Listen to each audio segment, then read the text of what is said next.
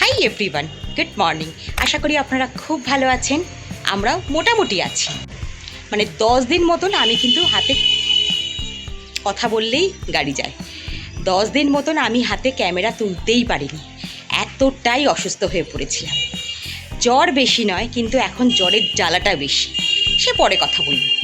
এখন চলুন, আজকে অনেক দিন পরে একটা ভিডিও শ্যুট করার সুযোগ পেয়েছি। বলতে গেলে মোটামুটি ভালোই আছি, চলে যাচ্ছে। নিজের শরীরটাকে টেনে নিয়ে যেতে হচ্ছে। আজকে বৃহস্পতিবারের সকালবেলা, এখন থেকে দিনটা শুরু করছি। আশা করি আপনাদের ভালো লাগবে।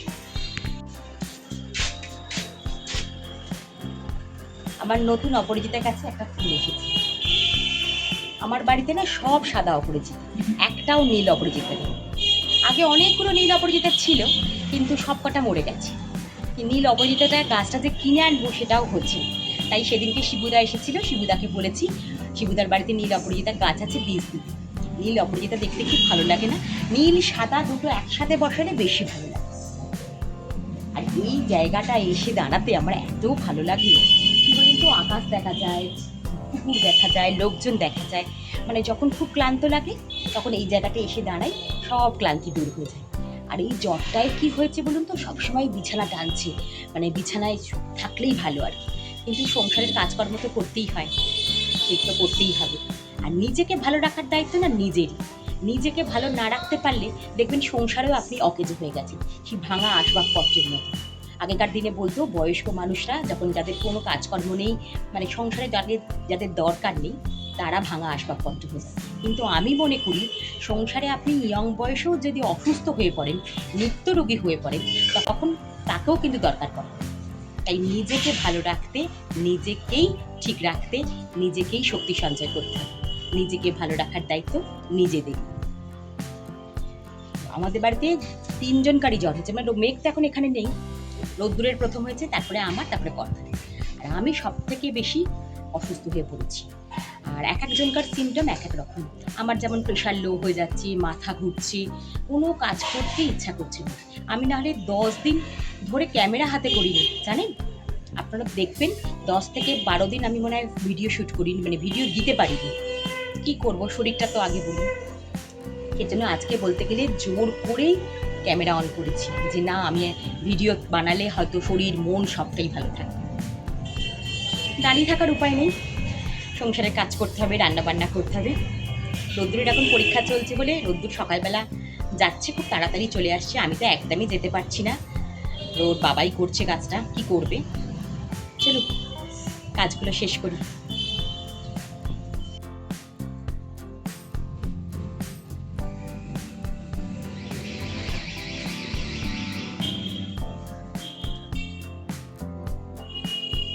তোলা হয়ে গেছে, সব হয়ে গেছে, এবার নিচে যাই, রান্না করতে হবে। তো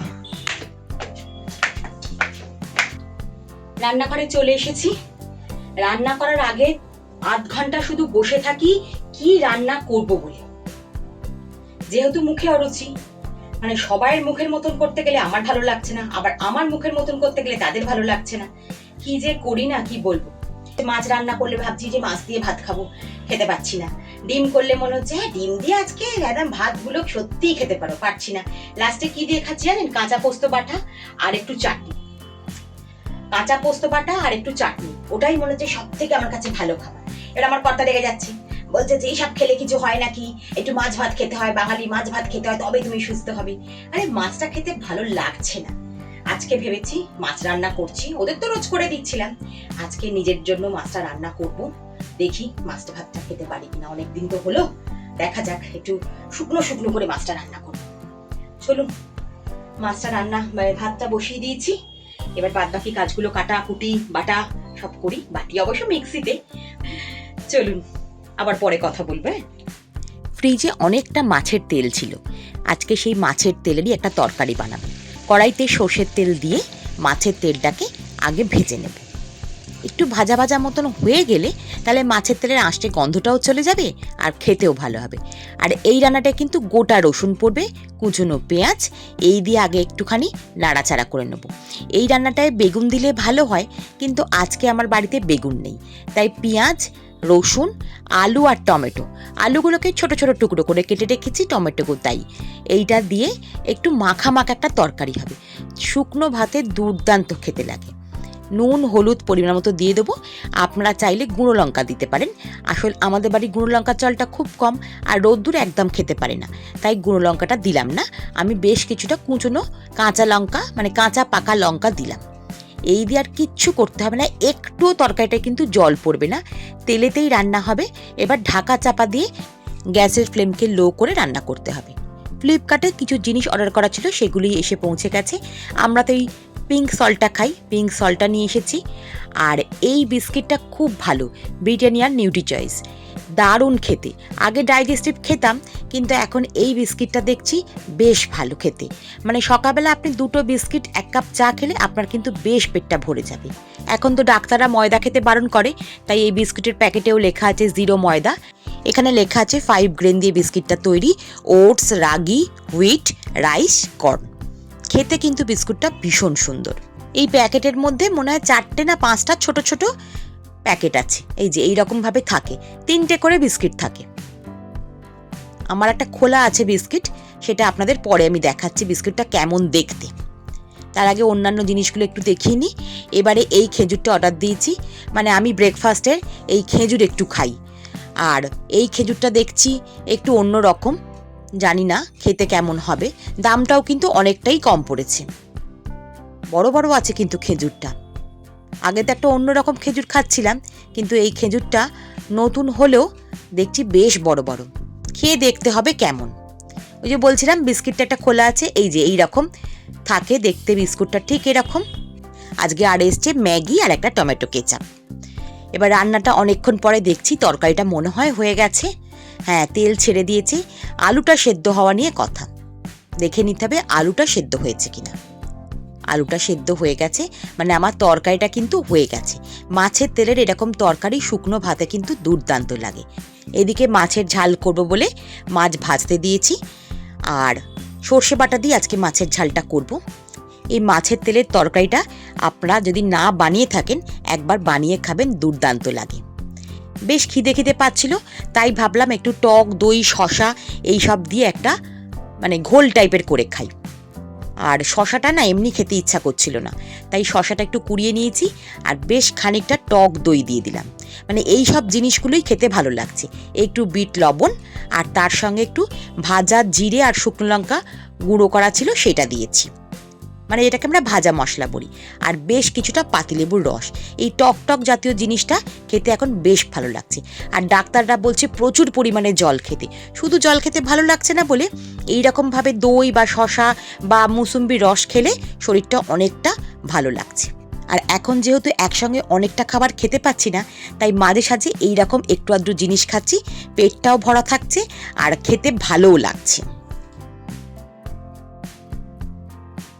এখন দুপুর 1:30 বাজে, লাঞ্চের টাইম হয়ে গেছে। মাছের তেলের তরকারিটা তো আগেই দেখিয়েছি, আর একটু ঢ্যাঁড়স ভাতে দিয়েছি, আর এই যে মাছের ঝাল করেছি। কিন্তু মাছের তেলের তরকারিটা নিতে গিয়ে ভাবছি খাবো না, আজকে ভালো লাগছে না, তাই ঢ্যাঁড়স সেদ্ধটা নিয়েছি আর নিচ্ছি মাছের ঝাল। দেখি আজকে মাছের ঝালটা দেখে খেতে ইচ্ছা করছে। চলুন তাহলে খাবারটা এনজয় করি, আবার পরে কথা বলছি আপনাদের সাথে। খাওয়া দাওয়া সেরে বসেছি একটু অকাজ করতে। আসলে কিছুই নয়, যেহেতু সারা দিন রাত শুয়েছিলাম কদিন, রাত্রে ঘুম হচ্ছে না, তাই একটা কাজ তো করতে হবে দুপুরবেলা, নাহলে তো এক্ষুনি ঘুমিয়ে পড়বো আর রাত্রে ঘুম হবে না, আর তখন মুশকিল হবে। ওই যে বলেছি নিজের শরীরকে নিজেকেই ঠিক রাখতে হবে, মানে নিজেকে ভালো রাখার দায়িত্ব নিজেরই। আমার একটা ট্যাগ পেয়েছি, আমি রেখে দিয়েছিলাম। এটাকে ভেবেছি একটু রং করব, মানে অকাজ বোঝেন, সেই অকাজ। অনেকদিন রং তুলি বার করে নিয়ে রং করবো কিনা, ওটা বুকমার্ক হবে। এই যে রং নিয়ে বসেছি, এইগুলো হচ্ছে আমার তুলি রঙের সরঞ্জাম। রং নিয়ে বসেছি। রংগুলো না করতে করতে মানে উপরের ঢাকনাটা একদম মানে শক্ত হয়ে গেছে, খুলে যাচ্ছিল না। আর এইটা রং করব। যেগুলো মানুষ ফেলে দেয় আমি সেগুলো দিয়ে এরকম অকাজ বানাই। আপনারাও কি এরকম আমার মতন বানান? এরকম ফেলে দেওয়া জিনিসগুলোকে দিয়ে এরকম নতুনত্ব জিনিস বানাতে খুব ভালো লাগে। সবসময় সময়ের জন্য হয় না, কিন্তু সময় পেলেই এগুলো যে কি মজা লাগে কি বলবো। হ্যাঁ, অনেকে হয়তো বলবে রং নষ্ট, সময় নষ্ট, কিন্তু এগুলো একটা অন্যরকম জিনিস, এটা একটা ভালো লাগা বলতে পারেন।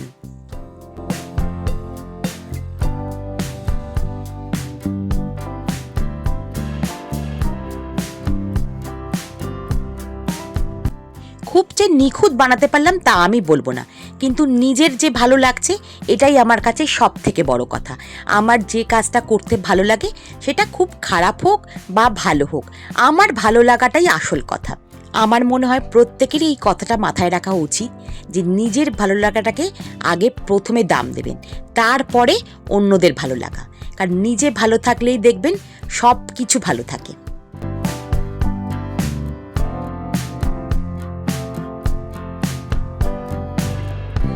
যা হোক করে তো কার্ডটা বানানো হয়ে গেছে, মানে বুকমার্কটা বানানো হয়ে গেছে। একটা পত্রিকা নিয়ে বসেছি পড়তে।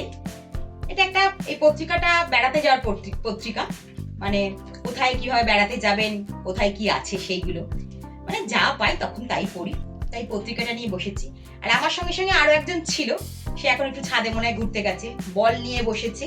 তার যেহেতু পরীক্ষা, বই নিয়ে বসেছে, মানে আমিও বই নিয়ে বসেছি, সেও বই নিয়ে বসেছে, কিন্তু সে পড়াশোনা কতটা করবে জানি না।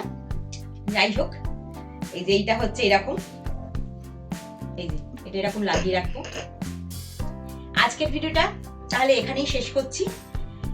ভিডিওটার লাস্টে যেটা বলি আমি প্রতিদিন, সেই একই কথা বলবো। আমার ভিডিওটা যদি আপনাদের ভালো লাগে একটা লাইক করবেন, আপনি যদি আমার চ্যানেলে নতুন হন একটা সাবস্ক্রাইব করে বন্ধু হবেন, সবই একই কথা। খুব তাড়াতাড়ি আবার নতুন ভিডিও নিয়ে আসার চেষ্টা করব।